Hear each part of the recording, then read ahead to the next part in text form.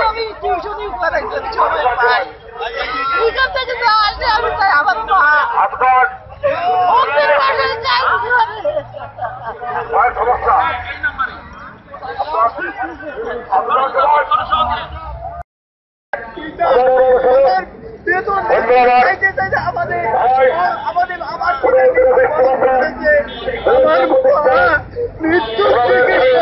মৃত্যু থেকে লড়তে পারে আরাম করতে পারে